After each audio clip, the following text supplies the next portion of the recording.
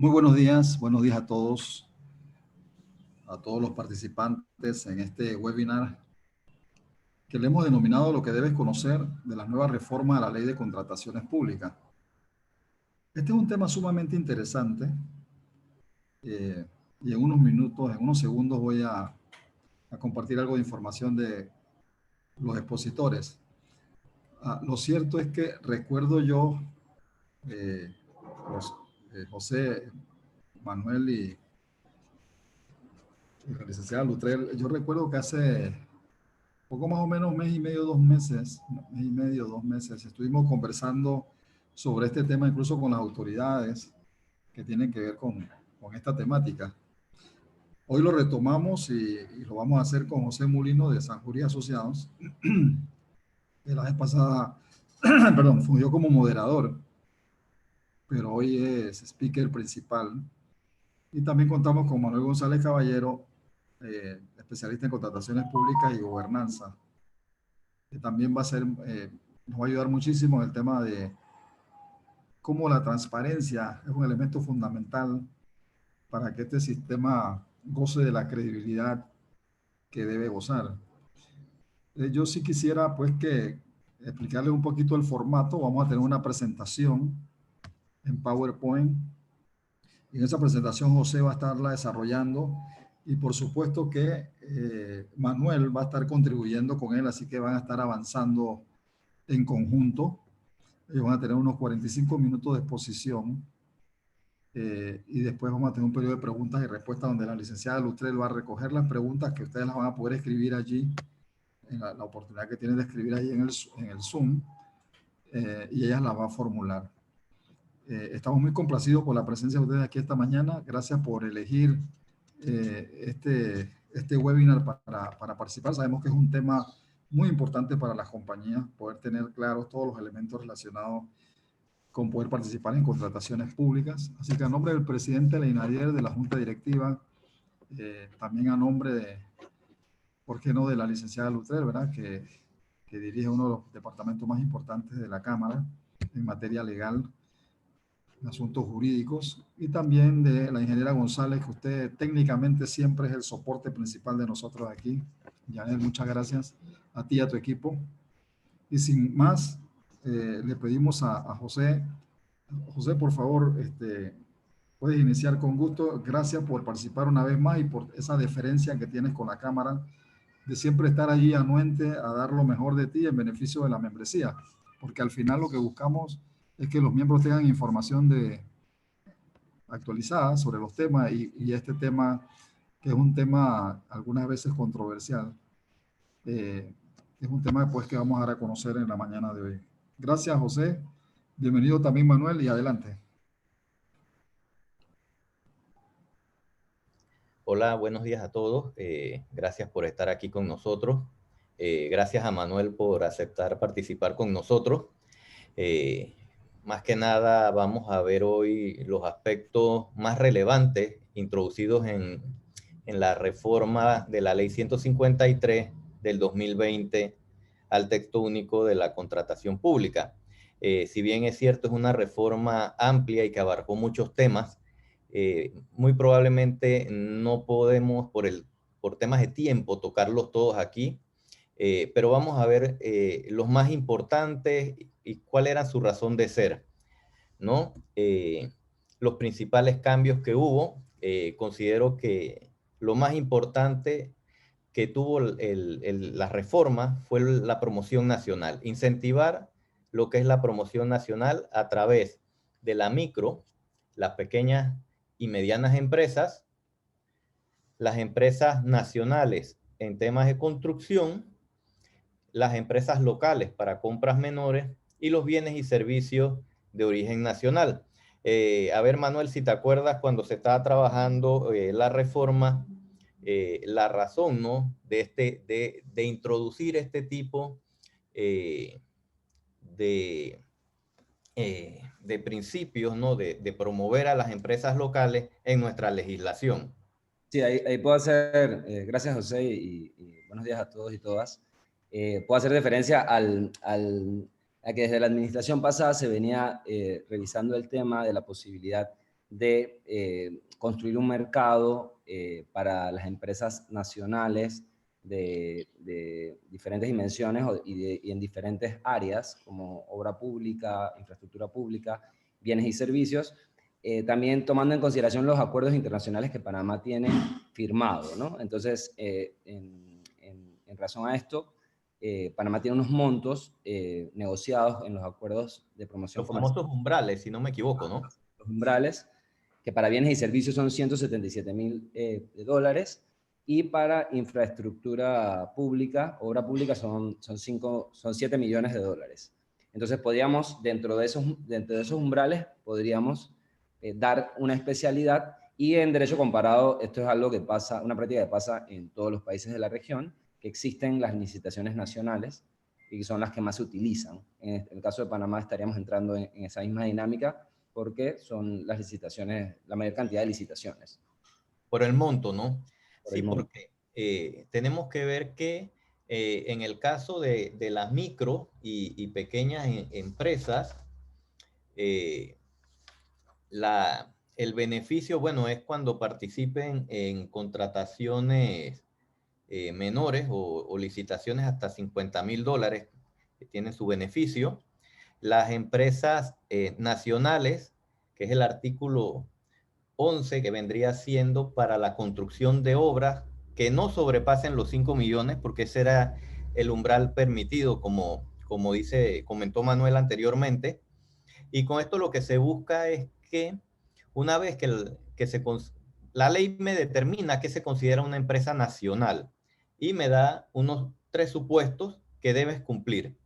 Estar constituida de acuerdo a las leyes nuestras, los beneficiarios finales, el 80% debe ser panameño, y deben estar inscritas en el régimen de la Caja del Seguro Social. ¿Eso qué quiere decir? Que deben ser empresas operativas.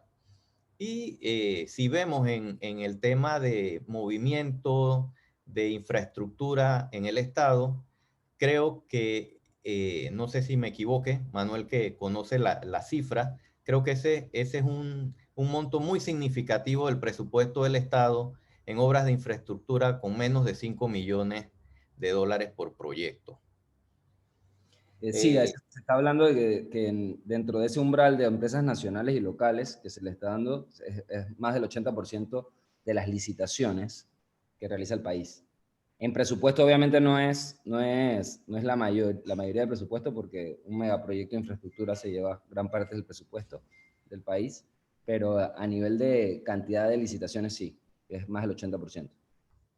Exacto. En cuanto a las empresas locales, lo que se está buscando promover es que en esos municipios o distritos, cuando hacen sus actos públicos para adquisición de bienes y servicios o algún tipo de infraestructura menor, las empresas del mismo municipio tengan una preferencia sobre las que son, por así decirlo, de afuera o ya sea de la ciudad, ¿no? Y esto es buscando un poco dinamizar la economía de esos sectores que a veces tienen una empresa chiquita de construcción, pero no puede competir contra las grandes. La ley ha facilitado eso y más adelante lo vamos a ver al momento de eliminar como requisito las fianzas de propuesta. Creo que esto va a dinamizar un poco los actos públicos y las economías de esos distritos o municipios a partir, calculo yo, que del próximo año. En cuanto a la promoción de bienes y servicios de origen nacional, eso va a quedar supeditado, ¿no?, a la viabilidad, disponibilidad y calidad de los bienes y servicios producidos dentro de la República de Panamá. Me imagino que el Ejecutivo en su momento, ya sea a través del Ministerio de Comercio e Industria, establecerá los parámetros o ya sea la propia dirección. ¿Quieres acotar algo sobre esto, Manuel? Sí, o sea, lo que también se está, bueno, la tendencia también es fortalecer obviamente la economía nacional, como bien señala José, en tanto a nivel local como a nivel también nacional, frente a los competidores. En varias ocasiones, cuando estuve en la Dirección de Contrataciones Públicas, en reuniones con diferentes gremios, como la Cámara de la Construcción, se veía esa problemática. Entonces, También para la Cámara de Comercio, obviamente, la idea es que las licitaciones, la DGCP reglamente que en las licitaciones se den preferencias a todas las empresas que produzcan bienes o servicios en la República de Panamá, ¿no? Esto es parte de una política pública de fortalecimiento de la economía nacional. Exacto. Bueno, en cuanto a las pymes, que es un pilar fundamental y que pareciera que ahora, después de este tema de la crisis que ha generado la pandemia por el COVID, se ha incentivado la participación. Ya la ley de contratación pública lo contemplaba desde sus orígenes y lo ha ido reforzando en cuanto al tema de las pymes. Como les había mencionado, tienen una prioridad en las compras menores y lo que se busca es una participación competitiva. Lo nuevo es que va a haber una obligatoriedad va a existir un registro de MIPYME en el portal Panamá Compra, que me imagino que se va a alimentar del registro que mantiene actualmente la Autoridad de la Pequeña, Micro y Mediana Empresa de Panamá. Entre las modificaciones importantes, creo que debemos ver en primer lugar qué se eliminó de la ley. Muy cuestionada fue la licitación por mejor valor con evaluación separada. El porcentaje de riesgosidad en las licitaciones públicas ha sido eliminado, esto para fomentar una mayor competencia. Y las fianzas de cumplimiento en actos menores a 50,000 también se elimina. Esto debería reflejarse probablemente un ahorro para el Estado. ¿Por qué? Porque los contratistas generalmente le trasladan el costo de la fianza en su propuesta. Sobre estos puntos en particular, ¿quieres mencionar algo, Manuel? Sí, no, únicamente, pues, bueno, el tema de la licitación por mejor valor con evaluación separada, que es la que se utilizaba para los megaproyectos de infraestructura. Creo que eso había un consenso nacional y en las reformas anteriores también se intentó eliminar y ahora pues se puede eliminar dado que está el tema de los sobres, ¿no? De la separación de las propuestas, de diferentes tiempos, y que no había mucha transparencia. Por un tema de transparencia se decide entonces todos los megaproyectos se van a hacer a través de licitaciones por mejor valor. Exacto, es que el precio oculto generaba había mucha discusión en cuanto al precio oculto y la transparencia, porque se decía siempre que alguien tenía que conocer el precio, ¿no? Sí. Y como tú dices, en la reforma de la anterior a la ley 61 se intentó introducir el cambio y en la asamblea fue eliminado la derogación, si no me equivoco, de este artículo que se obtiene ahora con la ley 153 y era algo que reclamaba la sociedad. Exacto. Y en el punto de la riesgosidad que se elimina, también esa era una causal por la cual muchas licitaciones quedan empatadas. Entonces, la determinación fue eliminar los porcentajes de riesgosidad para, obviamente, que las empresas calculen el precio real y para beneficio del Estado, ¿no? Exacto, eso lo que busca es que exista una real competencia, ¿no?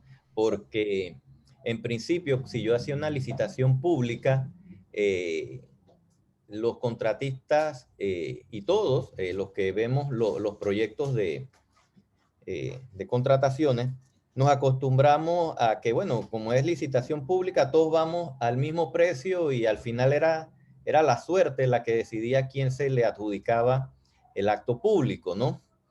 Tienen que recordar que en el procedimiento de licitación pública el precio era el factor determinante y de acuerdo a la ley se verifica en primera instancia el precio más bajo. Si todas tienen el precio empatado, entonces tendrías que verificar, había que hacer primero las reglas de desempate, como estaba reglamentado en el decreto ejecutivo 40 del 2018, se efectuaba el sorteo, si eran pymes, pero acuérdense que en proyectos de cierta magnitud y en consorcio no aplicaba la regla de la pyme a menos que todas fueran pymes.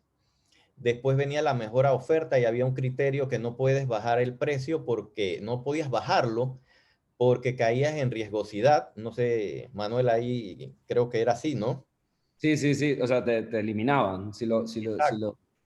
No lo podías bajar, te Desde eliminaban. mi punto de vista, yo creo que ahí era un buen momento para que hubiese una competencia y el Estado aprovechara esa situación.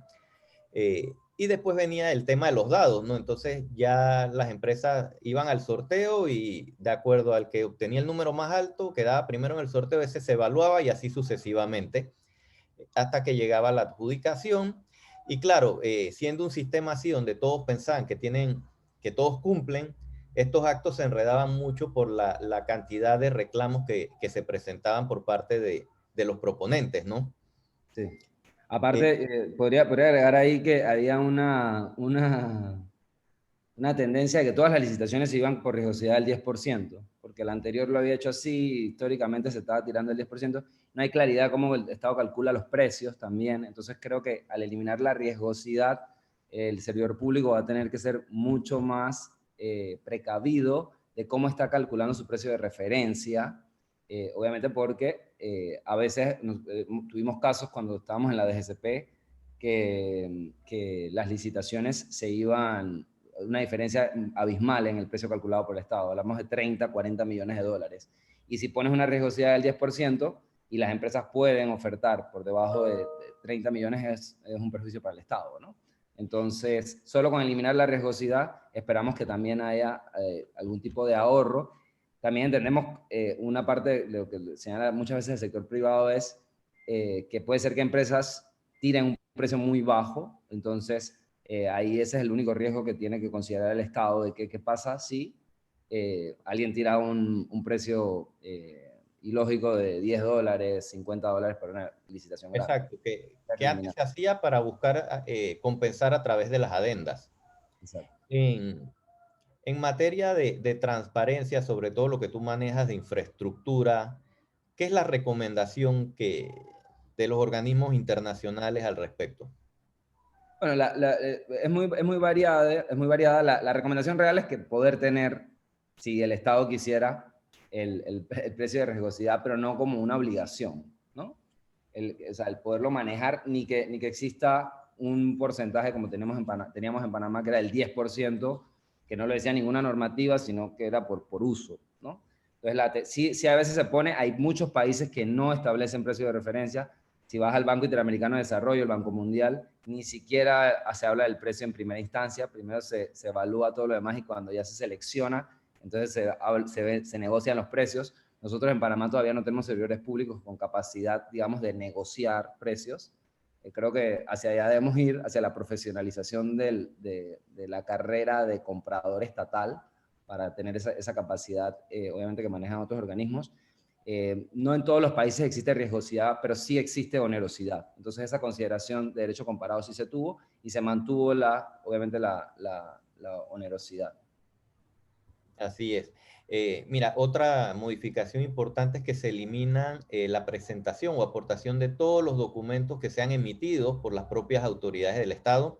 Ya eso lo estamos viendo con los actos públicos que se están efectuando a partir de la entrada en vigencia de la Ley 153, sobre todo lo que es los pagisalvos del Seguro Social, de renta, de la DGI, los certificados de registro público, aunque ahora me he encontrado con una duda en ciertas entidades que, como se están emitiendo, por ejemplo, los certificados digitales y uno los imprime, ya no viene en el papel y como que no se han acostumbrado al método de validación que trae este documento emitido de forma digitalmente, ¿no?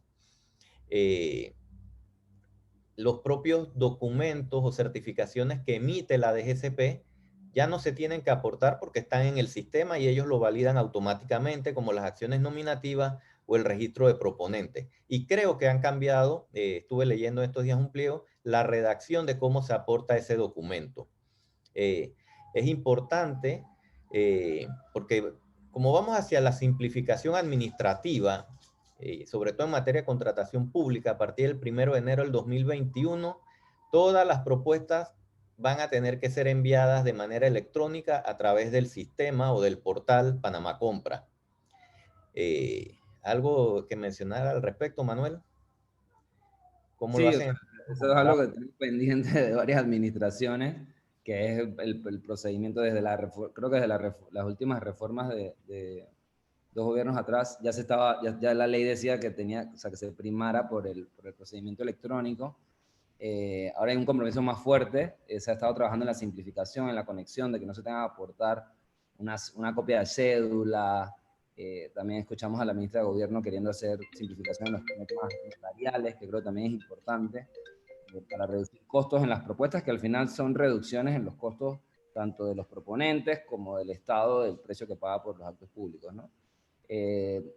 Con el lanzamiento que estamos esperando para diciembre, enero del próximo año, diciembre de este año, del portal versión 3 de Panamá Compra, debe ya quedar finalizado todo el tema de que todos los procedimientos sean de forma electrónica, lo cual brinda mayor transparencia, trazabilidad del procedimiento de contratación, e incluso, pues vamos a ver más adelante, se contempla no únicamente el ciclo de la contratación, sino también las etapas previas de planificación, quién tomó la decisión de que se haga el proyecto, quién tomó la decisión de que se haga esa compra, y una parte que es muy importante para el sector privado, que es el pago. ¿Dónde está el pago? ¿Quién tiene que aprobarlo? Y cuánto tiempo nos estamos demorando. Poder medir, por ejemplo, la diferencia que tenemos en los dos sistemas panameños, que es que el canal te paga en 15 días y las otras instituciones se demoran hasta 3 meses o quizás hasta más, ¿no? Entonces, ¿cómo podemos reducir eso?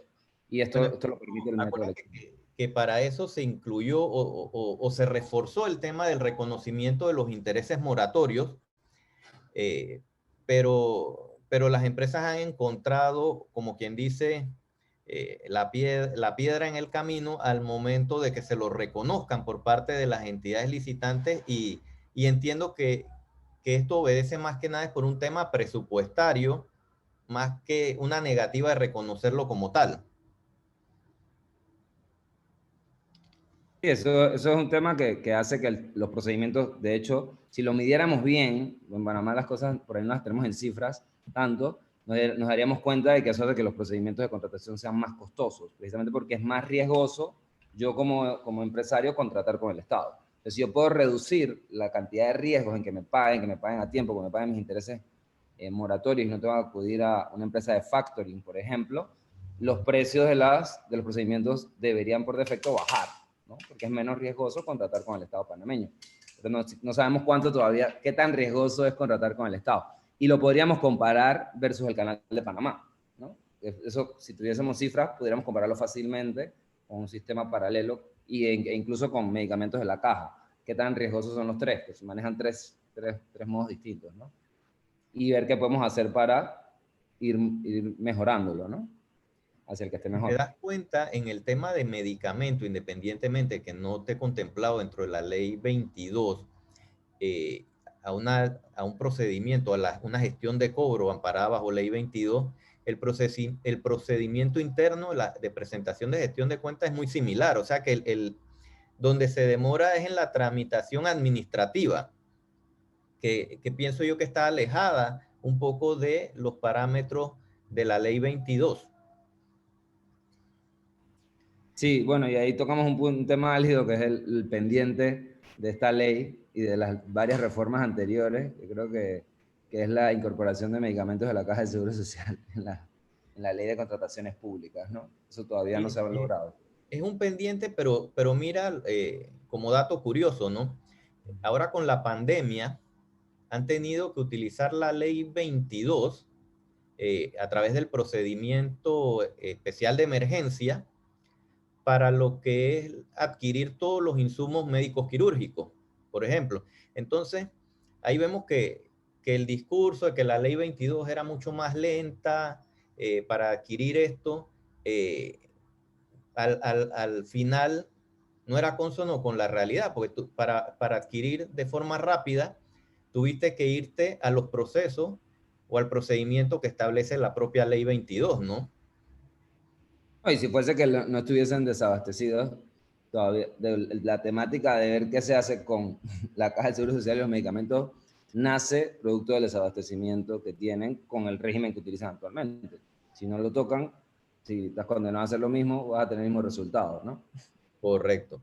Mira, otro tema que pasó por alto en la reforma y que se vio fue, porque en el proyecto de reforma presentado ante la Asamblea no ha incluido el artículo 70 o la reforma, este artículo nuevo de la ley que era que las empresas morosas con los municipios no podrán ser adjudicatarias.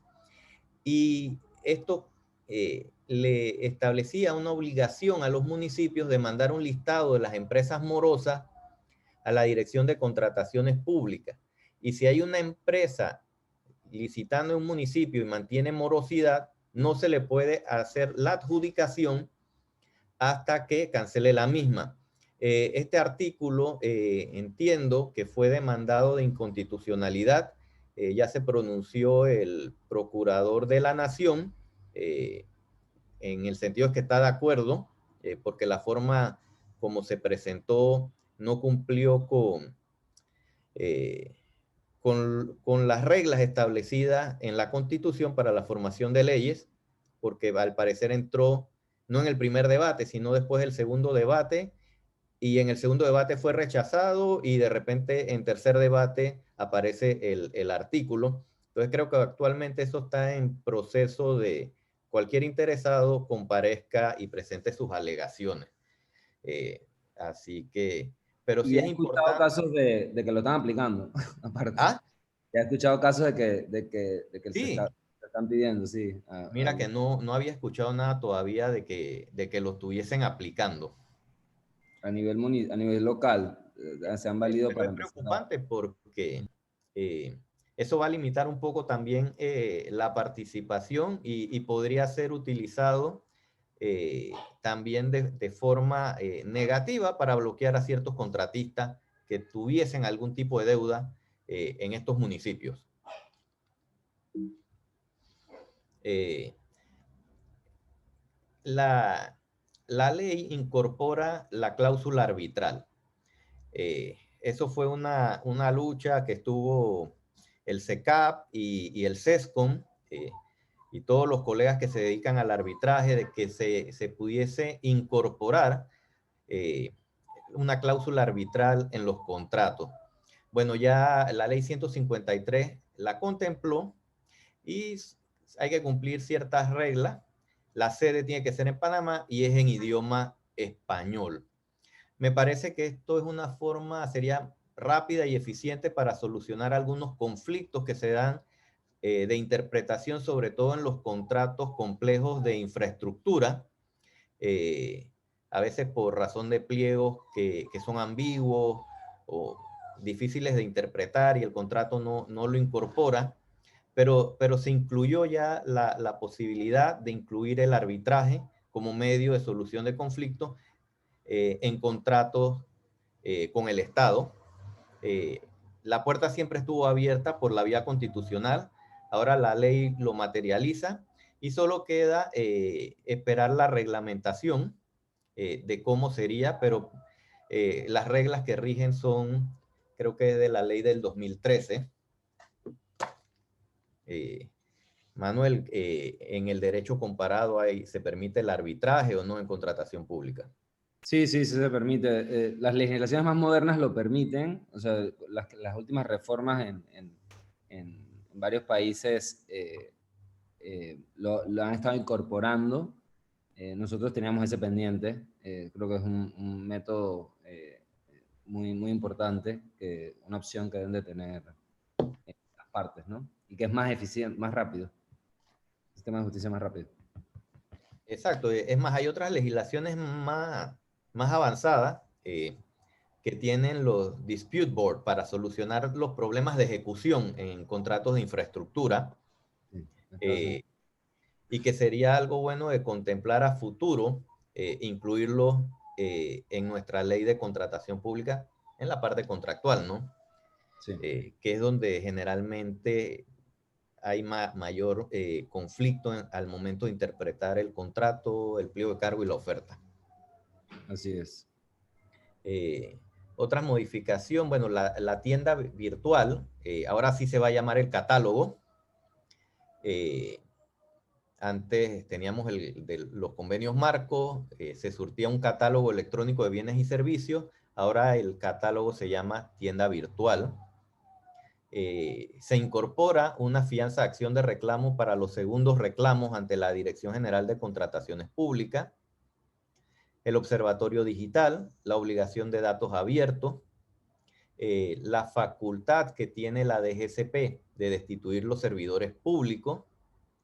También tiene que crear un manual de contratación pública, un código de ética. Y como decía Manuel, tenemos que ir hacia la profesionalización de los servidores públicos que intervienen en la contratación pública, porque sí notamos que cada 5 años hay un retroceso cuando se cambian, que hay cambio de gobierno, cambian las autoridades y cambian los funcionarios, y se pierde todo ese conocimiento adquirido a través del tiempo.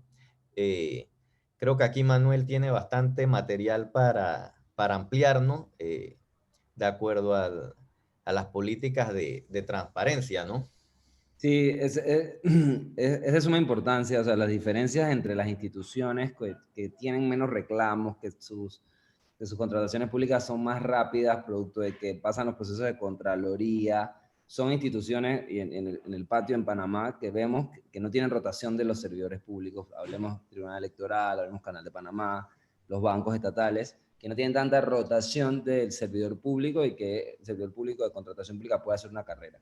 En esa medida, incluso como mitigación de riesgo de corrupción, incluso, la profesionalización del servidor público, a lo que se quiere llegar, quizás todavía no estamos, pero ya contamos con un mínimo de la reforma anterior de 40 horas que la dirección ha estado pues, implementando como requisito obligatorio de forma anual de profesionalización de los servidores públicos vinculados con la compra pública en temáticas vinculadas a la compra pública, ética del servicio público y otras materias afines.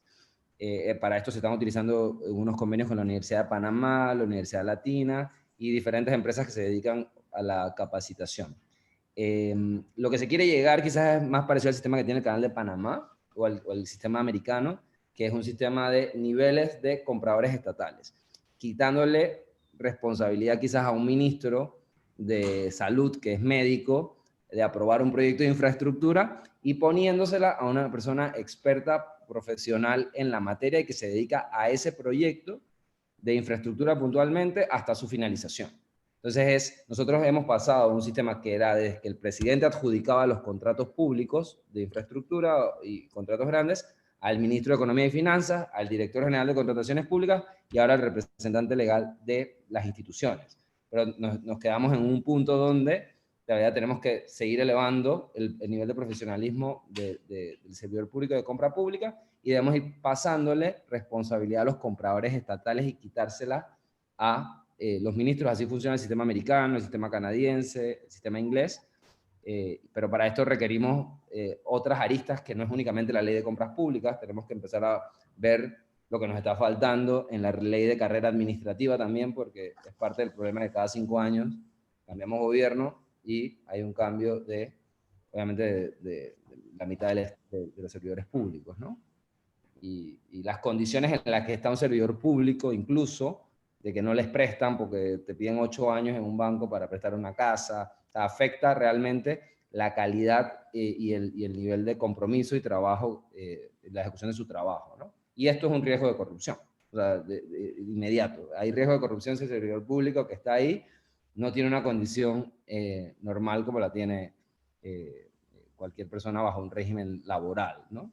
Entonces, lo que se está apostando es a esto, creo que es parte también del compromiso que se está asumiendo con esta reforma de mejorarse, y creo que es responsabilidad de todos los ciudadanos que velemos por esto, que podamos profesionalizar el servidor público de compra pública, pero incluso de todo el país. Esto nos afecta, esto es una temática muy pendiente del país, ya otros países lo tienen, la función pública en México, en Chile también, que también funciona bajo un sistema de evaluación, porque no debemos nada más pensar en capacitación, sino evaluar anualmente al servidor público para ver si está cumpliendo en debida forma con su trabajo. Incluso yo soy de la teoría de que la contratación de servidores públicos debe entrar en una dinámica parecida a la contratación pública. Nosotros vamos a poder ver cómo se aplican a las posiciones, cuáles son los perfiles que hay, cómo se elige a la persona y cuál es la vida del sector público, o sea, quién está en cada posición. Por eso queremos entrar a esa dinámica pronto. Pero bueno, es que ese es un tema pendiente con la sociedad, porque si bien es cierto, tenemos una ley de carrera administrativa, no hemos sido capaces de reclamar que se implemente la misma y estamos viendo que estos puestos o cargos públicos que son técnicos eh, se politizan, ¿no? Y ahí quien pierde es el Estado en realidad. Eh, ¿Por qué? Porque hay una capacitación que no se refleja a largo plazo, sino a corto plazo, y se pierden los recursos, ¿no? Eh, Yo, así, acá me hace una pregunta que me imagino la vamos a ver al final también, pero que es real. Ahorita estamos en un momento bien interesante porque hay muchas instituciones con servidores públicos nuevos en las direcciones de compras y hay mucho desconocimiento. Porque tuvimos un cambio legal en el medio, o sea, cambió la norma y cambiaron muchos servidores públicos de compra. No voy a mencionar qué instituciones, pero estamos... hay muchos cambios y yo vi la pregunta y es verdad. Y acuérdate No. que antes la DGCP eh, tenía estos programas de capacitación que se hicieron después de la ley 61, creo que era con la Facultad de Administración Pública y otras universidades, pero bueno, ahora hay un tema de tiempo debido a la pandemia, entonces me imagino que eso ha ocasionado un atraso en cómo formalizar este tipo de capacitaciones, ¿no? Y también cómo verificamos como ciudadanos que la persona que está ahí está capacitada para cumplir ese rol. ¿Cómo yo sé si el director de compras de una institución tiene las competencias para ser director de compras de esa institución? Es un problema, porque puede ser que te pongan a una persona que ni siquiera no tiene las competencias para eso, ¿no? Y está determinando las compras de medicamentos, por ejemplo, de un país, que ahí es un poco más complicado, pero asimismo el Ministerio de Educación, todas las instituciones del Ministerio de Obras Públicas, y lo estamos viendo, o sea, yo que veo la materia, estamos viendo mucho desconocimiento de cosas bien básicas de la normativa, por ejemplo, adquirir algo antes de publicar un procedimiento en el portal. O sea, son cosas muy básicas, ¿no? Y se están viendo en este cambio de administración que preocupa, ¿no? Bueno, sí, esperemos que una vez solventada el tema de la pandemia y porque sí he visto que la DGCP está tratando o sea, tiene mucho trabajo de aquí a enero que les impuso esta reforma, sobre todo en materia de digitalizar, estandarizar. Ya vi que los documentos estandarizados ya están publicados, pero todavía no veo la obligación porque hay ciertas entidades que sí utilizan ahora los documentos estándares y otras no. Entonces, claro, genera confusión en los proponentes o los que desean participar en un acto público, porque algo que ya debería ser un estándar, en algunas sí y en otras no.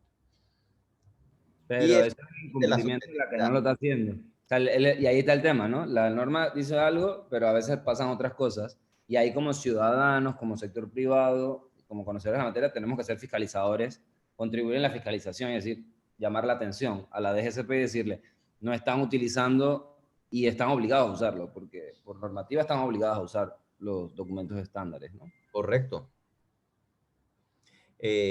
La ley introdujo, vamos a cambiar ahora, ya vamos al pliego de cargo, cambió los términos o los redujo en cuanto a las modificaciones que se pretendan hacer a un acto público, dependiendo del monto, el pliego de cargos, ¿no?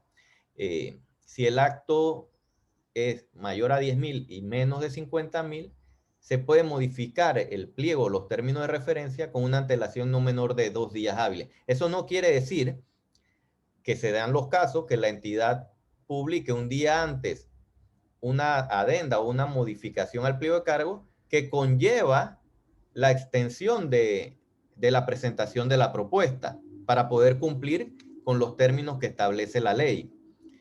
Hasta 500.000 vemos que las reformas no pueden ser introducidas con menos de 5 días hábiles de anticipación y ya en los actos mayores de 500.000 las reformas tienen que cumplir o ser presentadas en el portal las modificaciones con 8 días hábiles de anticipación antes de la fecha de apertura de propuesta. Sí veo a veces, y sobre todo con clientes que a veces se enredan un poco, pues me dicen, pero es que el acto es pasado mañana y no ha salido la adenda. ¿Qué va a suceder? Le digo, lo que va a suceder es que van a publicarte la adenda y en la misma adenda probablemente van a prorrogar la fecha para que se dé, para cumplir con lo que establece el texto único de la ley 22. ¿Algo de comentar acá, Manuel, sobre esto? No, nada más que no se preocupen porque esto es automático, o sea, esto en el portal es de forma automática, en cuanto se sube una adenda, una reforma, tienen que modificarlo, o sea, debería funcionar de forma automática.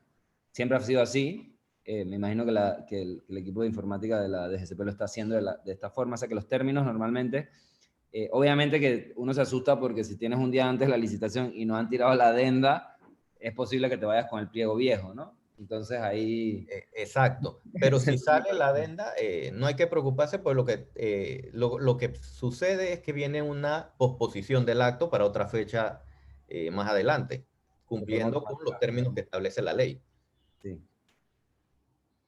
En los procedimientos de selección de contratistas hubieron modificaciones en la contratación menor, la licitación pública, licitación por mejor valor y convenio marco. En cuanto a la contratación menor, no se exige la fianza de propuesta ni de cumplimiento. Ustedes saben que esos son los actos que no exceden los 50.000 balboas para adquisición de bienes, obras y servicios que realice el Estado bajo la ley 22. No nos confundamos porque esto no aplica para el tema de adquisición de medicamentos que se contratan bajo la ley 1 y la ley 51 del 2005.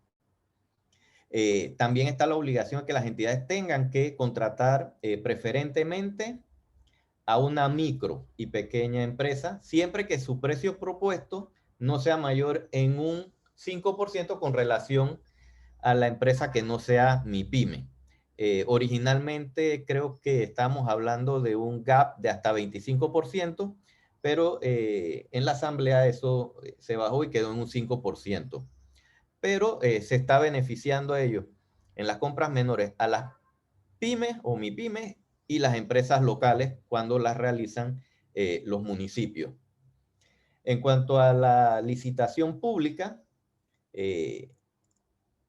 considero importante que se suprimió el porcentaje de riesgosidad, como hablamos antes. Ahora va a haber una mayor competencia. Yo sé que eso a veces a los proponentes les preocupa, cómo determinar, y creo que una de las preguntas que hicieron, que está ahí, es sobre eso, cómo se determina la calidad de los bienes y servicios. Para eso pienso yo que esa es una competencia de la entidad. Muchas veces hay productos de una calidad específica y hay un genérico, y todos sabemos que hay una diferencia sustancial en cuanto al precio. A veces el genérico te permite dar un mejor precio, pero la calidad o la vida útil de ese bien no es como la de un original, por así decirlo, y podría causarle un perjuicio al Estado que tendría que, una vida útil de un bien de 10 años que le dura 2, entonces tiene que comprar 5 o 6 veces ese bien, mientras si hubiese comprado o hubiese escogido bien, nada más hacer un solo proceso de adquisición, ¿no? No sé, Manuel, en ese aspecto sobre quién determina la calidad de los bienes al momento de efectuar un pliego de cargo, ¿qué experiencia tienes tú? El responsable es el servidor público, o sea, la entidad pública que está adquiriendo y de determinar, incluso una licitación pública por precio, se pueden establecer parámetros de calidad.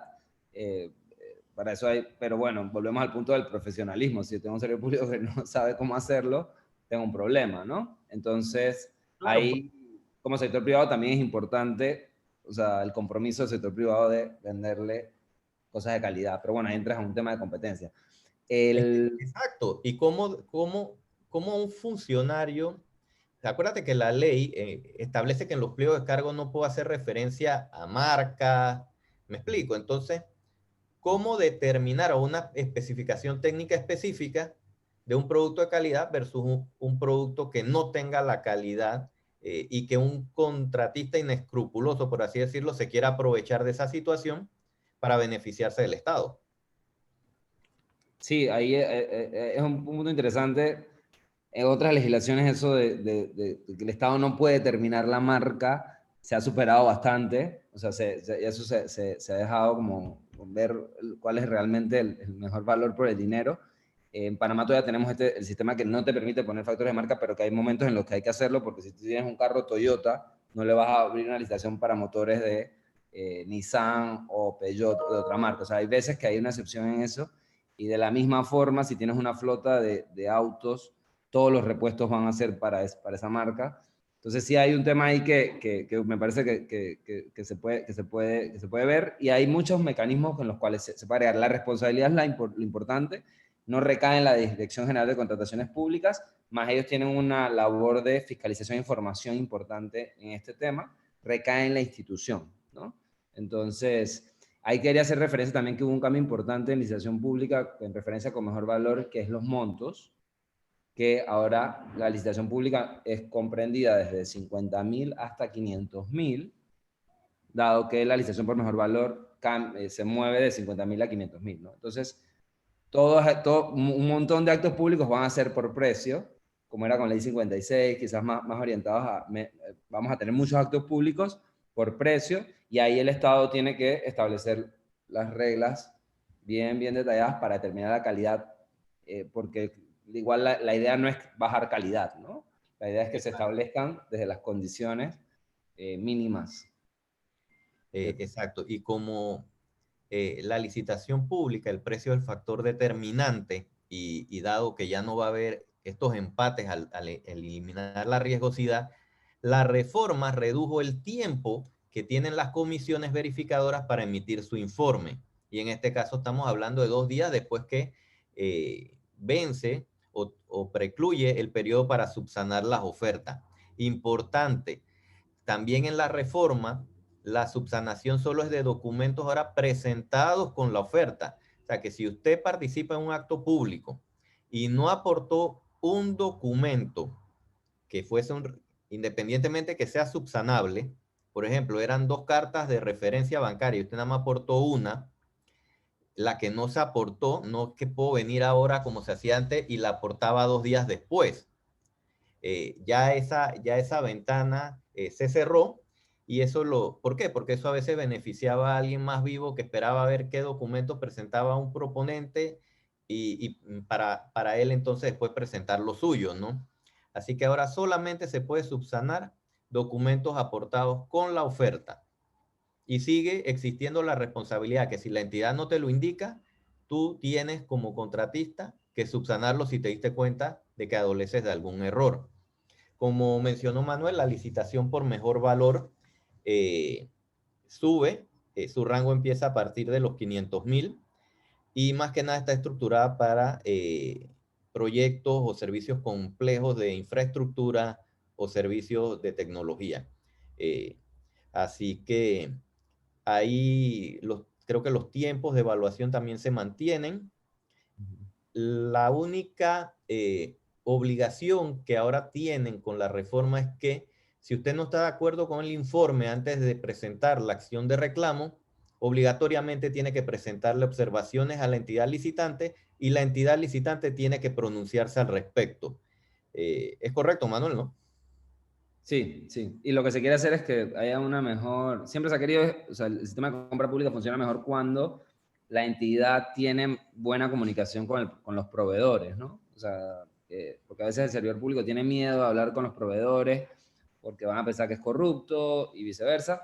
Entonces, lo que se quiere mejorar con este periodo de observaciones que internacionalmente se utiliza y se llama standstill period, es que mejore la relación de las entidades con sus proveedores, ¿no?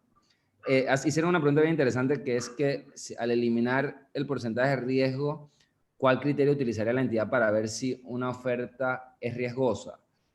Esto fue un tema que en la mesa estuvimos hablando en reiteradas ocasiones, para que no se produzca un perjuicio para el Estado. El Estado tiene una facultad de inhabilitación en el caso de que alguna empresa tire un precio muy por debajo o no le cumpla, entonces el mecanismo que tenemos como Estado es la inhabilitación del proveedor que incumpla o que tire un precio muy bajo o riesgoso, porque el riesgo ahí es que el monto por el cual ofertó sea menor a lo que puede competir. Recuerdo en algunos cursos de formación que he participado, hay veces que hay empresas que les conviene más tirar un precio bajo y ni siquiera con adendas, sino para mantener su planilla y mantenerse en mercado, pueden incluso hasta tener un porcentaje de pérdida, les sale mejor que hacer liquidación de todo su personal. Entonces hay veces que sí se pueden ir para precios muy, muy por debajo y que son beneficiosos al final de cuentas para el Estado, ¿no? Entonces, eso también está dentro de ese abanico de posibilidades. El tema de que el perjuicio de tener el porcentaje de riesgosidad de la forma en que lo tenemos es mayor que el sacarlo, ¿no? Yo soy de la teoría de que se puede haber mantenido, pero para casos muy puntuales o bajo autorización, eso se puede ver en el futuro. Exacto, es que pienso yo que lo que la ley quiere es que el funcionario público haga su trabajo y determine a través de un estudio de mercado, por ejemplo, cuál sería el riesgo, ¿no? Al adquirir cierto bien y servicio que no sea el precio. Porque a veces, ¿cómo determinaba yo que el riesgo era el 10% para adquirir un vehículo? ¿No? Sí, Por ejemplo. y el riesgo, ahí el Estado, el riesgo que tiene es por la no entrega, por ejemplo, del bien, o la no construcción, o la no finalización de una obra. Ahí el perjuicio, pues el Estado no te paga si no le entregas el carro. O sea, que el Estado ahí no está pagando si no te entregaste el carro, ¿no? Pierdes tiempo, eso sí, y que cuesta. Exacto. Ok, otro tema que creo que es sensitivo y que genera mucha discusión es las comisiones. La ley 153 de 2020 reforma bastante, podríamos decir, el artículo, cómo se conforman las comisiones, y vemos que ahora la DGCP va a emitir una lista que se va a surtir de funcionarios públicos. En este caso, las comisiones, si el Ministerio de Educación hace un acto público, si son 5 comisionados, 3 son externos y 2 serían de la entidad. Déjenme ver que se me perdió y 2 serían de la entidad para cumplir de esta forma con lo que dispone el texto único de la ley 22. En actos muy complejos, por ejemplo, queremos hacer un quinto puente sobre el canal, se permite la posibilidad de que la comisión esté conformada por profesionales externos, ya sea que los recomiende la Cámara de Comercio, la CAPAC, la SPIA, las universidades. Y creo que un hecho o un elemento relevante es que ahora se le permite al comisionado que, si no está de acuerdo con el informe, pueda sustentarlo y dejar constancia de por qué él está de desacuerdo con este informe. Porque antes, si yo no estaba de acuerdo, ¿qué sucedía? Igual tenía que firmarlo y llevaba la firma de los 3 o 5 o 7 comisionados. Siempre recuerden que en número impar. En materia de transparencia, Manuel, ¿cómo se puede modificar esto de las comisiones?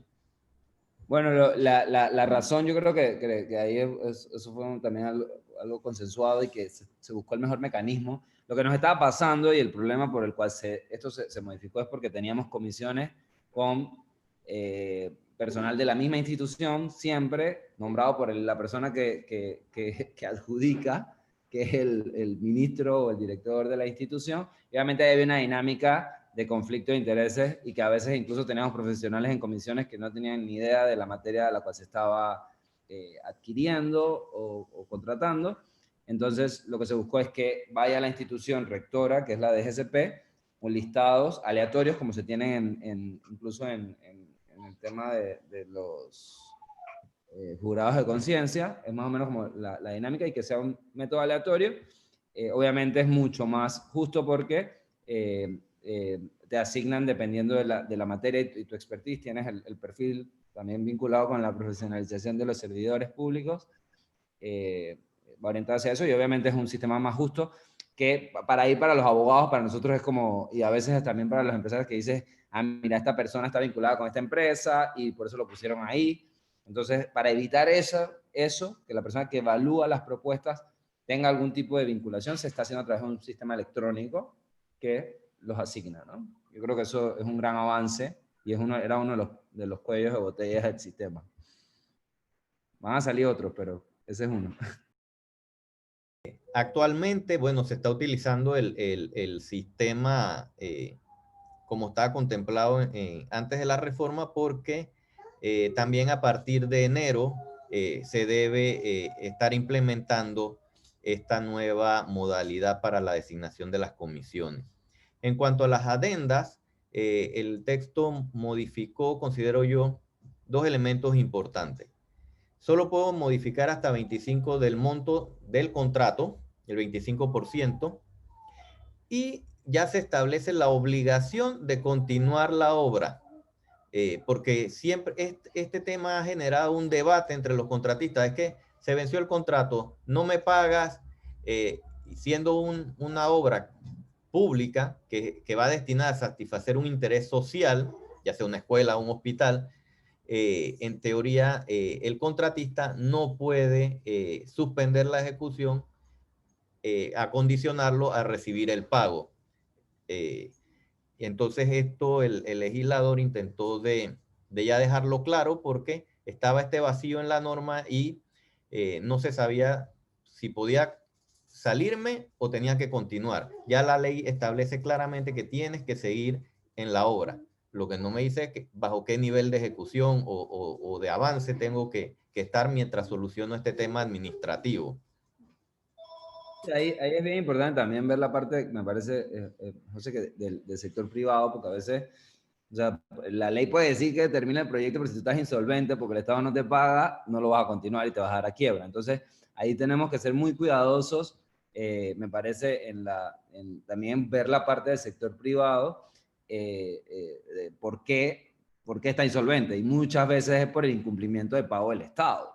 Entonces, me parece que ahí a nivel, ni siquiera sin tocar la norma, a nivel de procedimientos y procedimientos de eficiencia administrativa del Estado, debemos abocarnos a un sistema que pague a tiempo y que tenga transparencia en esa etapa también. Y es a lo que queremos llegar. En cuanto a la modificación al monto de los contratos, antes teníamos 40% y ahora es un 25%. Hemos tenido muchas consultas en que si los contratos viejos se les aplica el 25 o el 40%. El criterio que yo manejo, que era el que se manejaba en la administración anterior, era que se aplica, no sé si difiere al de José, se aplica el de la ley nueva, el 25. Pero bueno, he escuchado que están diciendo que también se va a aplicar de acuerdo a la ley vigente. Yo pienso que debe aplicar es la ley que era vigente al momento de la contratación, ¿no? Y en ese la caso, administración pasada, la de GCP había hecho un criterio de que se aplicaba la ley nueva, porque antes no había, ¿te acuerdas que antes no había porcentaje? Y creo que al respecto no ha habido un pronunciamiento todavía, porque el texto de la reforma sí aplica o sí incluyó lo que era la aplicación de la ley en el tiempo, mientras esto, pero por ejemplo en las acciones de reclamo que vienen de actos bajo ley 61, que todavía hay algunos, están utilizando los criterios de la ley, del texto único bajo ley 61, ¿no? Todavía no he visto un acto, por ejemplo, reclamado bajo las nuevas modalidades que incorporó la reforma. Y para allá vamos. Ahora podemos presentar acciones de reclamo contra el pliego de cargo y contra el informe de la comisión. Pero contra el pliego de cargos antes podía cualquier persona en supuesto interés de la ley presentar una acción de reclamo contra el pliego. Es decir, la persona no participaba de la reunión de homologación y comparecía 2 días antes del acto a presentar una acción de reclamo en interés de la ley. Esto ya se elimina y ahora para presentar un reclamo contra el pliego, la persona ya sea el abogado particular o la empresa, tiene que haber participado de la reunión previa y de homologación. Y en cuanto al informe de la comisión, como les mencioné, ahora hay que, antes del reclamo, se tiene que acompañar con el reclamo la prueba de que se presentaron las observaciones al informe de la comisión. ¿Qué piensas al respecto, Manuel? No, yo recuerdo con una visita que hicimos cuando estábamos en la dirección y preguntamos en un condado de Estados Unidos cuántas acciones de reclamo tenían al año y la directora nos dijo que una. O sea, una métrica de tener muchos reclamos es que tenemos un sistema que tiene muchas falencias, obviamente, porque hay mucha disconformidad y no hay confianza. Entonces, en la medida en la que podamos construir confianza, se van a reducir los reclamos en la medida que podamos hacer, construir esto. Yo pienso que esto es un avance en algunas cosas. No estoy muy de acuerdo con algunas modificaciones que han tenido. Entiendo que es producto de que hay una cantidad, la Dirección General de Contrataciones Públicas tuvo una cantidad muy grande de reclamos y se quedaron sin recurso humano para poder atenderlos con eficiencia. Entonces, por eso es que han puesto como fianzas en segundas acciones de reclamo. Que eso ahí tiene muchas aristas y que a veces puede ser que limite un poco el derecho de reclamar, que no debería ser. Y bueno, yo creo que el sistema, uno de los indicadores de medir que el sistema funciona es si podemos reducir la cantidad de reclamos en cada institución, ¿no? La institución que menos reclamos tiene porque hay más confianza, ¿no? Es correcto. Claro, pienso yo que muchas veces, y desde el punto de vista de asesor, a veces el reclamo contra el pliego a veces para ganar tiempo. Lo busca alguna empresa, lo hacía era para dilatar el acto y ganar tiempo para cumplir con los requisitos. En cambio, donde pienso yo que había más reclamos o más controversias con los informes de verificación o de evaluación, ¿no? Sobre todo porque a veces las comisiones, ya sea por desconocimiento, yo siempre he pensado que las comisiones deben estar conformadas por idóneos. ¿En qué sentido? Si usted está ponderando un acto por mejor valor, que pondera aspectos financieros, tiene que meter a alguien que maneje finanzas en la comisión. Si se ponderan aspectos legales, a alguien que vea la parte legal, pero que maneje contratación pública. Y las otras 2 o 3 personas tienen que ser que conozcan la parte técnica, ¿no? Entonces, claro, a veces no se da esto y vemos que la comisión es conformada por puro técnico y entonces omiten las valoraciones legales. Entonces, claro, los informes salen defectuosos, pues. Y ahí es donde empieza el tema de los reclamos. La ley ahora con la reforma lo que me dice, bueno, tienes que poner primero en conocimiento a la entidad como primer paso antes de presentar el reclamo. Si se presenta el reclamo, tienes que adjuntarme la prueba. Me imagino que si no está la prueba de que se presentaron las observaciones al dictamen, no se admitirá el reclamo porque ahora es un requisito previo.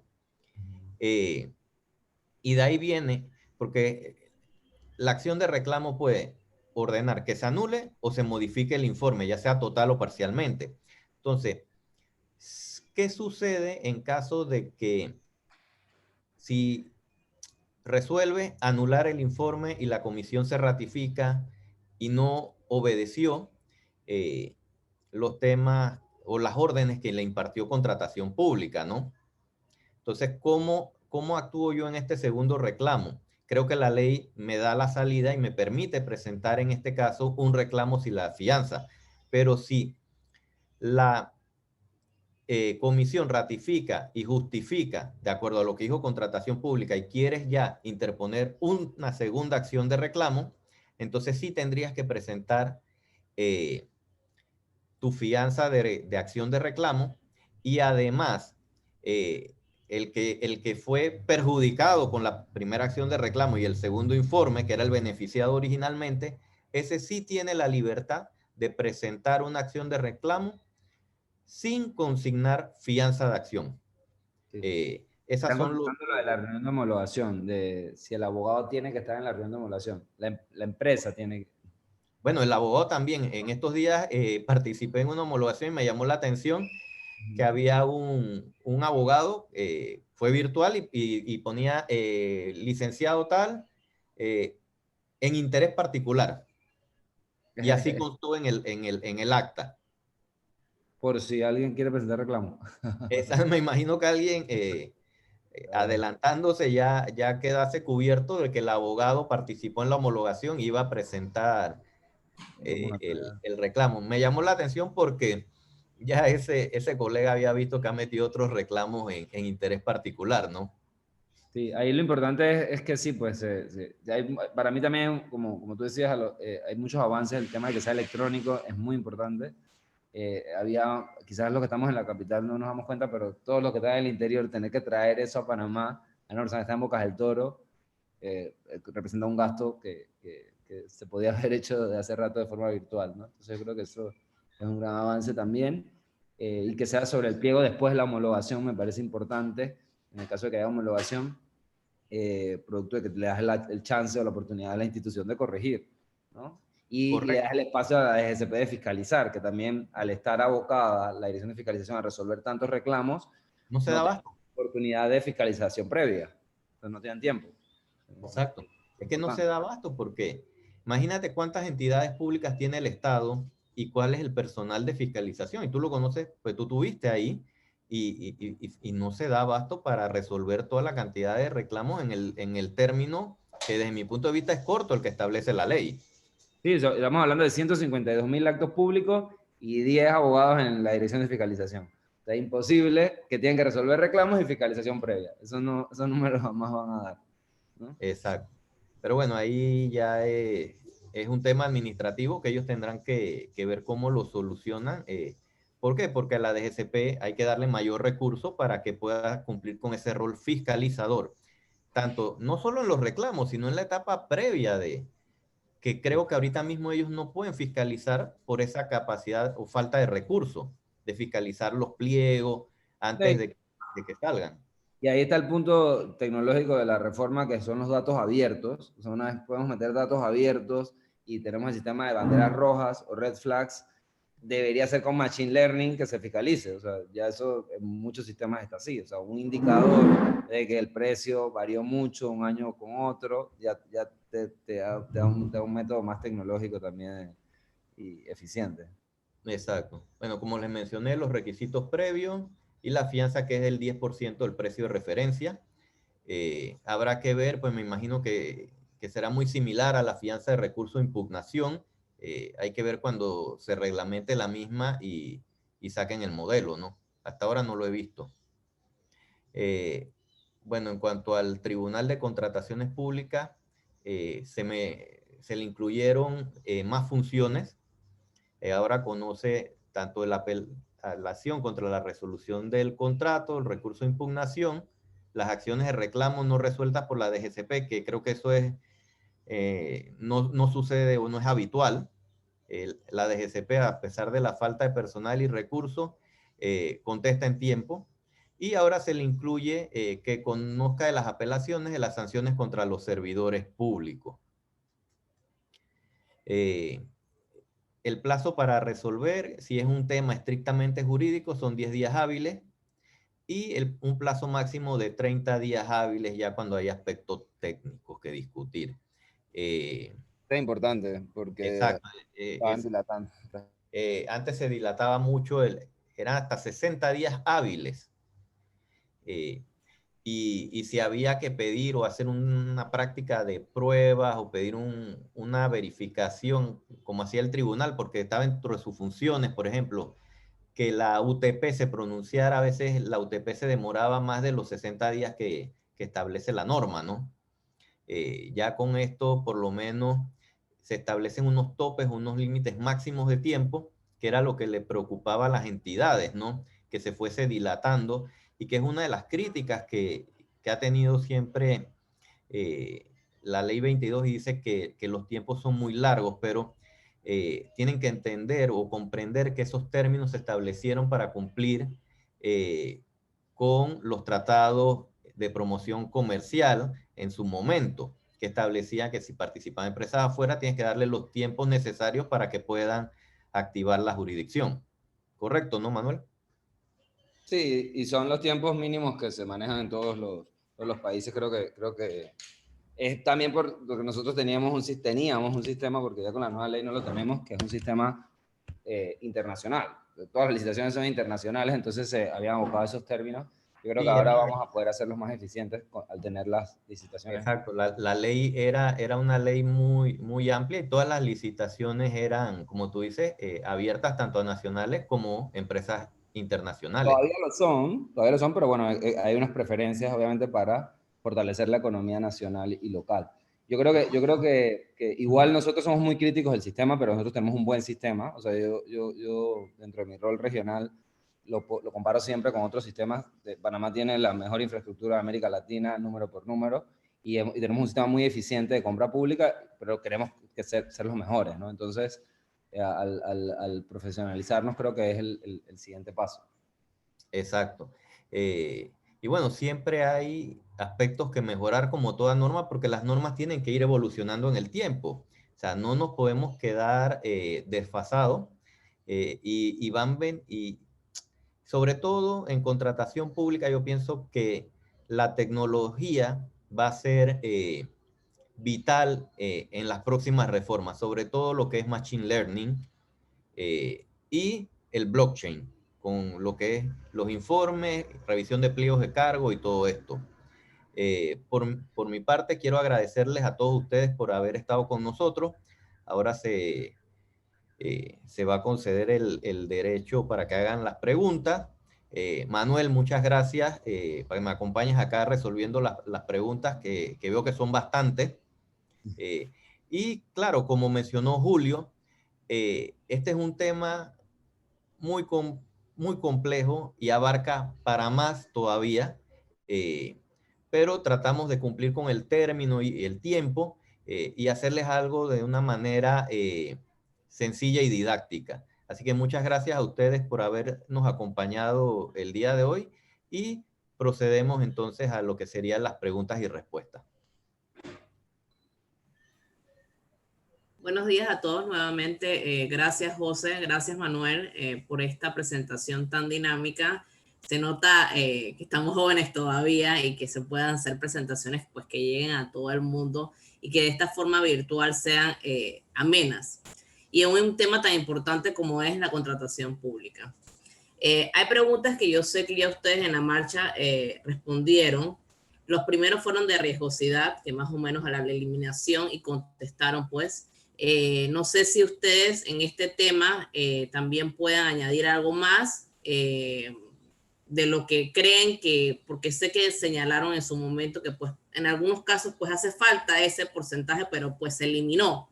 No sé si hay algo que ustedes quieran, como se dieron varias preguntitas, llenar en ese aspecto a lo que dijeron, no sé, si nos puedan compartir algo que crean que se está haciendo en el caso de los funcionarios, porque lo preguntan también, parecieran que desconocieran. Manuel habló de sí, que sí hay, parece ser que en algunos aspectos hay desconocimiento de la ley. ¿Y qué se está haciendo en este aspecto para cubrir esos temas? Mira, la ley obliga en cuanto a este desconocimiento a que la dirección tiene que aprobar unos planes de capacitación y tiene la obligación de capacitar a los funcionarios. Esto se hacía antes, creo que era un convenio con la Universidad de Panamá y la Facultad de Administración Pública. Actualmente desconozco cómo está operando la dirección con estas capacitaciones.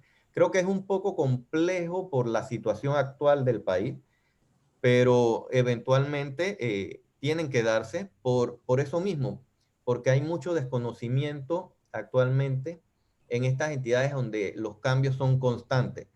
Hay entidades como las que mencionó Manuel, en que los departamentos de compra se han mantenido por lo menos en los últimos 15 años y si se dan cuenta, esas entidades son las que menos reclamos presentan, las que mejores contratos, o sea, tienen mejor récord de cumplimiento de contrato, las que pagan de manera más eficiente, ¿no?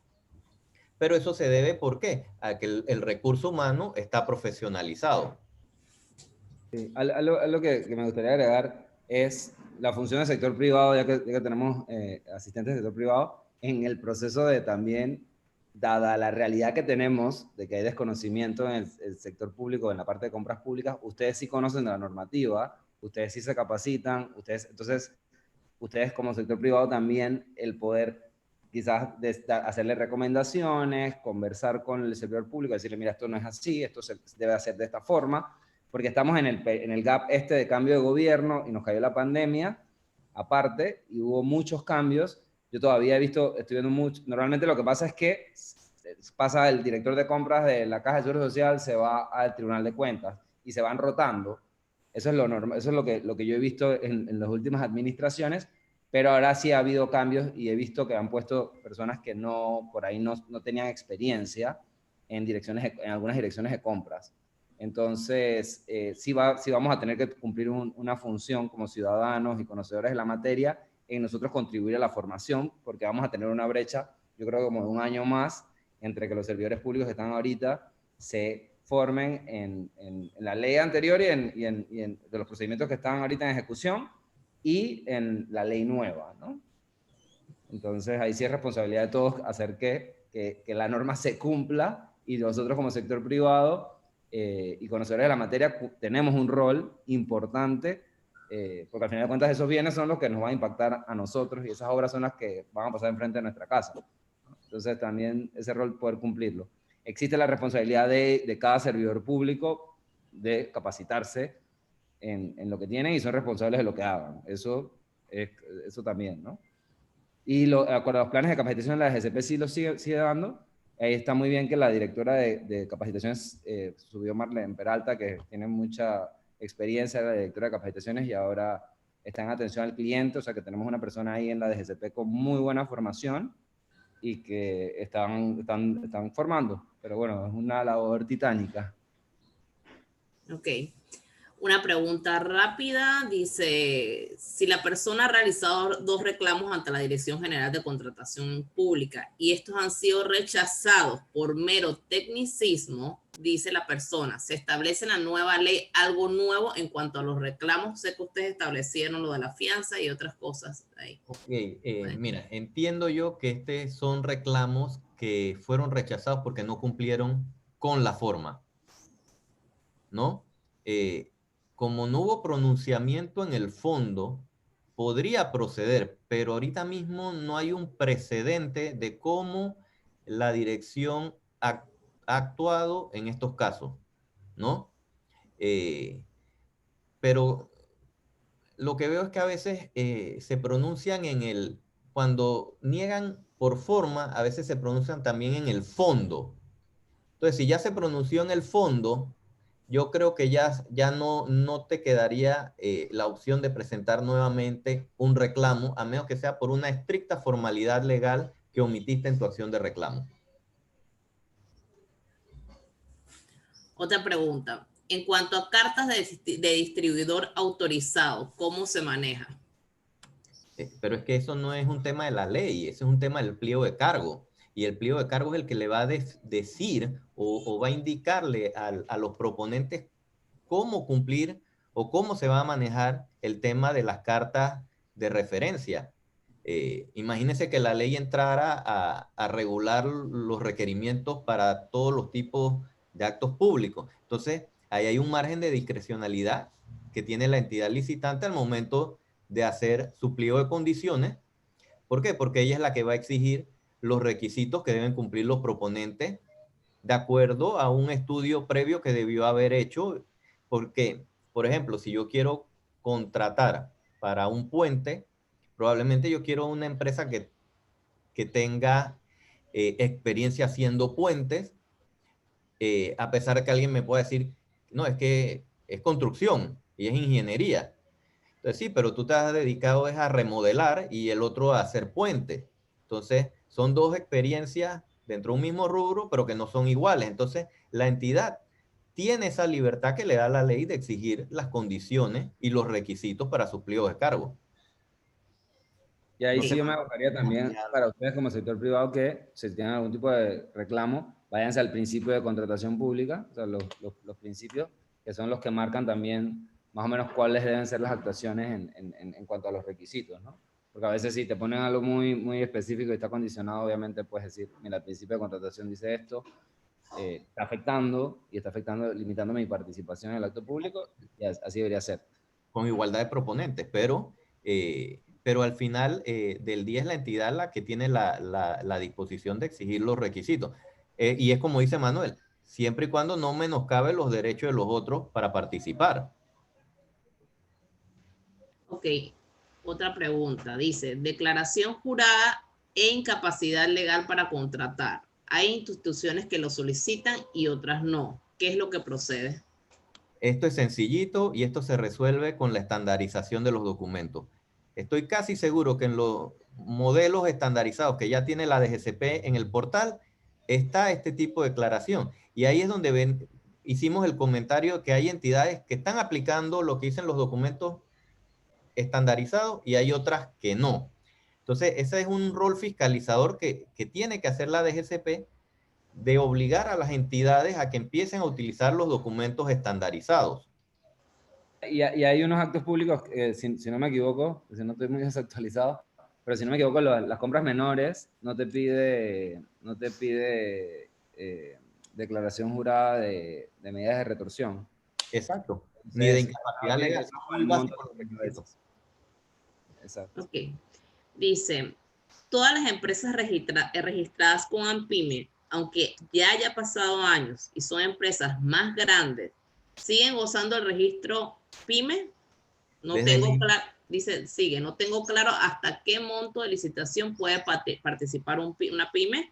Ok, Primero evalúan el precio más bajo o una empresa que tenga registro de ANPYME.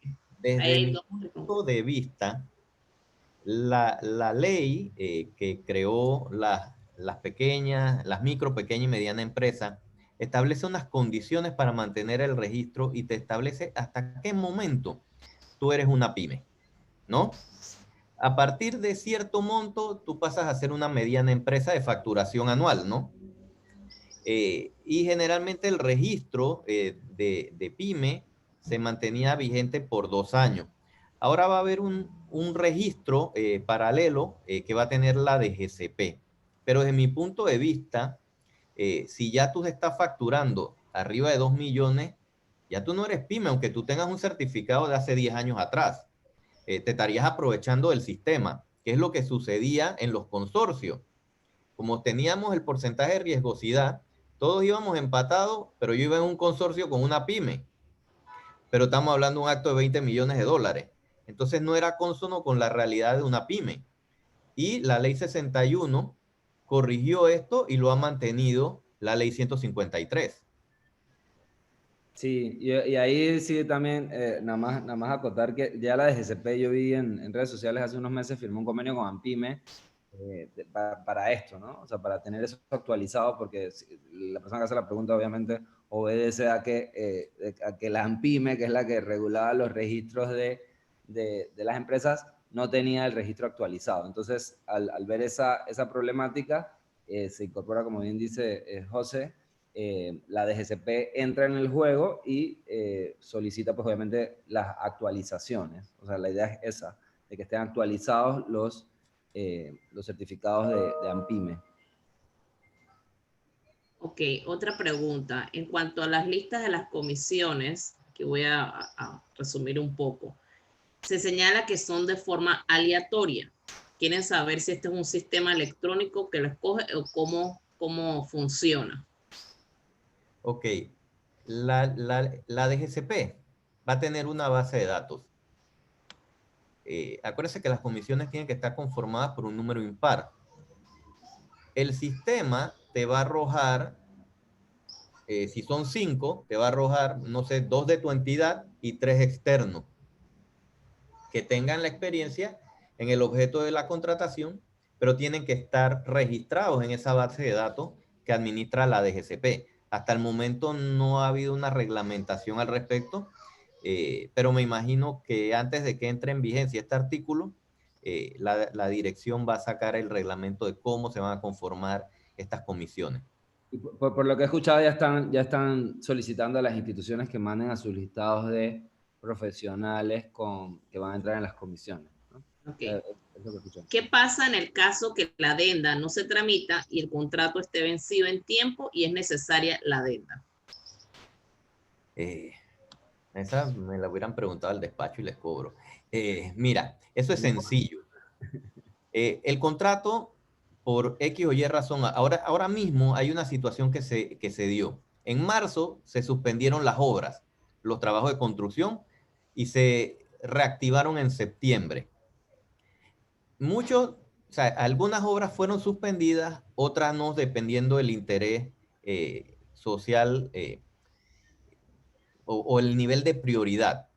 Si tú caíste, por ejemplo, en este lapso de tiempo donde no pudiste trabajar por 6 meses y se te vencía el contrato, ponte, o tenías que terminarlo en mayo, tú tienes que pedir una prórroga debido, vamos a suponer, por razones del COVID, que no es imputable al contratista, y ahí la entidad te la debe conceder. Se tramita la adenda, se cubren los tiempos, que tiene que estar muy pendiente en eso, porque a veces en el mismo trámite, cuando te sale refrendada tu adenda, resulta que venció ese tiempo. Entonces tienen que contemplar al momento de pedir el tiempo, no solo el término de ejecución que tú necesitas, sino el término de la tramitología. ¿Para qué? Para que si tú sabes que vamos a demorar aproximadamente 2 meses en el trámite, lo incluyas dentro de los 6 meses que tú requieres para terminar la entrega de tu servicio o de tu obra. No sé si con eso le respondo. Ok. ¿Cómo un oferente o proveedor procede o va en contra otro proveedor que está aplicando un plagio con respecto a las especificaciones técnicas que se presentan? Vi la pregunta, no entendí cómo aplicar un plagio. Me imagino que, o sea, voy a asumir que lo que quiere decir la pregunta es que cuando un proponente hace la oferta, transcribe todas las especificaciones que están en el pliego de cargos, ¿no? Pienso que debe ir por ahí. La ley no contempla nada en contra del plagio, pero sí sobre falsedad de la documentación aportada con la oferta. Porque yo puedo decir que mi carro es 4x4, pero el papel aguanta todo, pero al momento cuando haces la entrega te diste cuenta que no era 4x4. Entonces, ahí sí le estarías causando una lesión al Estado. Y si algún proponente considera que eso puede ya sea presentarle la indicación a la entidad a través de las observaciones o mencionarlo en su acción de reclamo. Sí, ahí yo creo que lo que se refiere es a eso, a lo último que señalas, que es que a veces presentan de que hice esta obra en la Caja del Seguro Social en el 2017 y esa obra nunca se hizo, ¿no? Eso lo he escuchado varias veces y es el mecanismo que tú señalas, es la comisión verificadora, la entidad o en el espacio de las observaciones o acción de reclamo, cuando tienes para hacer alusión a esto. Aquí nada más leo rápidamente un comentario. Buenos días, Manuel. Es injusto obligar al contratista a terminar la obra sin que el Estado cumpla con lo que establece de pagar a los X días que establece el término contractual y además que es imposible cobrarle al Estado intereses moratorios. Dice una persona, si un acto público no tiene reunión de homologación, ¿se puede poner una acción de reclamo del pliego? Correcto. Okay. Acuérdense que hay ciertos actos que por el monto no es obligatoria la reunión previa y homologación, pero, por ejemplo, si lo solicitan 2 empresas, la entidad tendría que concederla. Y en cuanto a la primera, que creo que era sobre la obligación de continuar la obra, bueno, lastimosamente tienen que continuar la obra para no caer en el incumplimiento mientras se tramita la adenda. El tema del reconocimiento de los intereses moratorios es un tema complicado y complejo, porque si bien cierto, está regulado en la ley 22, la fórmula o la forma como se solicita a la entidad no está dentro de la ley. Entonces hay que hacerlo a través de un memorial y buscar que la entidad se pronuncie si te lo concede o no. Hasta el momento sé que muchas empresas los están pidiendo, sobre todo por presencia extendida en la obra. En los casos de construcción, que es donde más se dan estos retrasos en la ejecución de la obra, porque a veces cuando son temas mucho más sencillos de resolver, igual que en los servicios. En construcción sí es un poco más complicado, pero tienes que continuar. O sea, no vas a poder suspender. Y yo estoy completamente de acuerdo que es injusto. O sea, en una relación de este tipo no es que no sea justo o injusto. Es así, es lo que como lo están estableciendo en la normativa, y el Estado debería, como comenté anteriormente, ser más eficiente que el pago. Eso es algo que puede quebrar muchas empresas, y ustedes que son la Cámara de Comercio, obviamente, conocerán muchísimos casos de empresas que se han quebrado por contratar con el Estado. Es parte del riesgo que se asume y se establece un precio más alto cuando contratas con el Estado, precisamente. Por el Entonces, costo de financiamiento. pagar a tiempo realmente debe reducir el costo de la contratación pública. Por el cosa de tiempo voy a hacer 5 preguntas más. Esta va a ser unificada.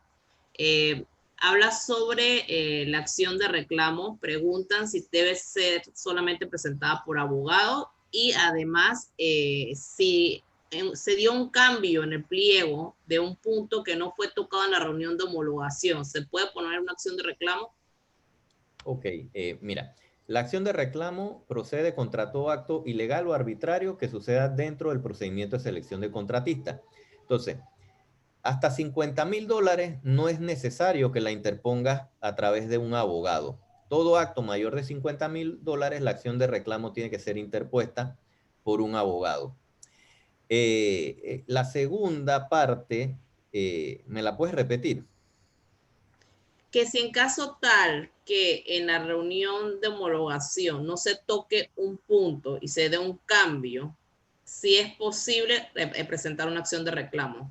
Ok, acuérdense que una vez que se homologa el pliego de cargo, se entiende que el mismo fue aceptado por todos los que participaron en el acto público. Entonces, la entidad licitante no podría incluir o modificar un requisito que ya fue homologado en el pliego de cargo, pues. Porque si fue que alguien lo pidió y lo tomaste en cuenta y sacaste la modificación antes del acto, ahí no procedería un reclamo. Pero si, por ejemplo, yo estoy pidiendo una referencia bancaria de $5 millones, todo el mundo aceptó ese requisito como está en la homologación, y mañana me sale en la adenda que se sube a 10 millones, entonces sí podrías interponer una acción de reclamo contra el pliego porque ese requisito no fue homologado y no fue considerado en la reunión previa de homologación. Ok, dice, ¿qué pasa con las reuniones de homologación donde se plantean aspectos sensitivos de los pliegos, pero los funcionarios públicos no dan respuesta a las inquietudes de los posibles proponentes? Ok, ese es un tema muy común y sucede a cada rato. Ahí lo que corresponde es, pienso, y sería mi recomendación, es que usted deje constancia en el acta de la reunión previa a homologación de que no le dieron respuesta a esas preguntas sensitivas y que son importantes al momento de hacer la propuesta. ¿Para qué? Para dejar la constancia, porque acuérdense que una vez que se cierra el acta, se entiende que todos aceptaron.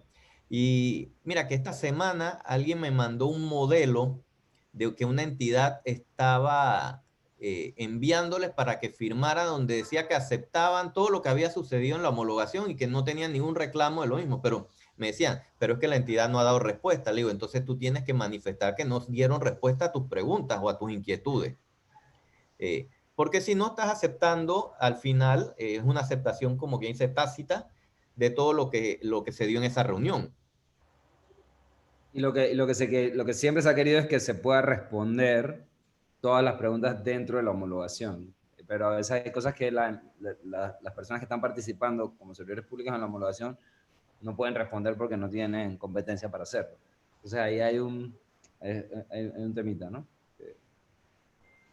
Ok, déjeme irme al tema de chat. entre una de las cosas, las sugerencias, hay que se pueda dar un evento que sea un foro de preguntas y respuestas. Claro. Hay una pregunta para el tema de empresas locales.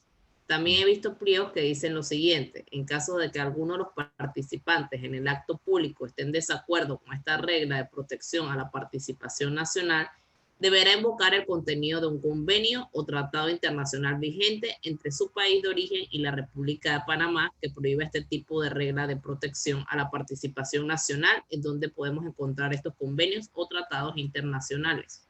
Ok, esos convenios tendrías que buscarlos ya sea en relaciones exteriores, pero creo que más que nada el MISI tiene una sección de comercio exterior donde están publicados todos estos tratados. El único que creo yo que contempla esa excepción es el tratado con Estados Unidos. Habría que ver los otros, Manuel, que él sí los ha revisado, a ver qué opinas al respecto. Muchos, o sea, casi todos tienen un capítulo de contratación pública. Eso se dejó en la normativa por el caso de Canadá, porque el acuerdo de libre comercio con Canadá para bienes y servicios contempla, el rango es mucho más bajo, es 77.000, y para bienes y servicios. Entonces en la normativa pusimos 175.000. Solamente Canadá podría, un ciudadano canadiense podría traer a colación que tiene un derecho distinto. Los márgenes que nosotros estamos manejando, y también se dejó por si el gobierno firma otro acuerdo de promoción comercial distinto, con rangos distintos o con condiciones distintas, puedes poder dar el beneficio a lo que se haya firmado. Esos acuerdos comerciales están, como me decía José, están en el Ministerio de Comercio.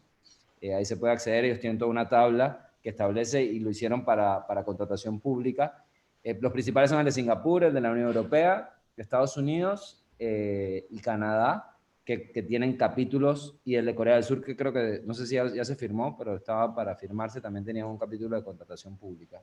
Y esos nacionales, las empresas de esos países tienen negociado algo de contratación pública con Panamá. Ok, una última pregunta.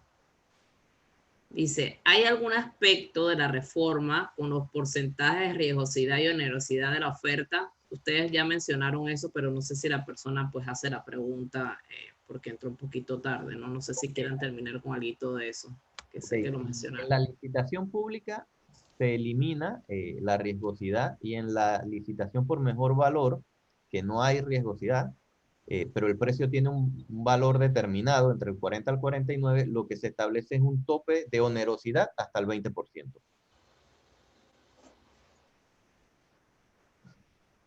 Muchas gracias, José y Manuel. Le doy la palabra pues a Julio. Gracias, Ileana. Bueno, yo creo que este diálogo ha sido muy nutritivo, porque la gente ha recibido valiosa información, no solamente en el desarrollo de la presentación, sino al final con el periodo de preguntas y respuestas. Gracias, José, gracias, Manuel, gracias, Ileana. Pero yo me preguntaba mientras escuchaba, y sobre todo al final, o sea, aquí esto no da para más, esto pareciera que da para más. Tú me dijiste que íbamos a tratar de trabajar alrededor de una hora, nos fuimos más de hora y media, quedaron muchas preguntas aquí en el tintero, y la verdad que es un tema muy frondoso, ¿no? ¿Qué me dices, José? Hacemos una segunda parte, fíjate que la gente no se movió. No, eso he visto, se han mantenido los 48, 50, las 2 horas. Yo creo que sí da para más, y no sé, Manuel, si nos organizamos otra para noviembre y entramos a ver aspectos del reglamento también. Eso me parece muy bien. ¿Qué piensas, Manuel? Con mucho gusto en lo que les pueda contribuir, acá estamos siempre. Bueno, a los participantes, fíjense que desde ya les invito para que en el mes de noviembre, avanzado noviembre ya, después de la tercera semana, pudiéramos organizar una segunda sesión muy interesante y con este mismo dinamismo, con este mismo formato, este conversatorio con ustedes que la verdad es que me pareció sumamente interesante el formato. Gracias, Ileana, también por el dinamismo al final en las preguntas. Disculpen a los que no pudimos absorber las preguntas. En nombre de la Cámara, ya por la hora, pues buenas tardes, muy buenos días. Gracias por estar con nosotros, gracias por participar y gracias por atender un tema como este, que es un tema realmente de mucho interés para las empresas. A los expositores, repito, nuestro reconocimiento y nuestro agradecimiento. Y a ti, Liana, también muchísimas gracias por todo ese proceso de preguntas y respuestas, que es también una fase donde la gente puede exponer sus puntos de vista, así como hacer preguntas. Y a ti, Janet, porque siempre el proceso técnico sale muy bien gracias a tu respaldo y apoyo. Buenos días a todos. Muchas gracias. Hasta luego. Hasta luego. Gracias. Cuídense. Igual.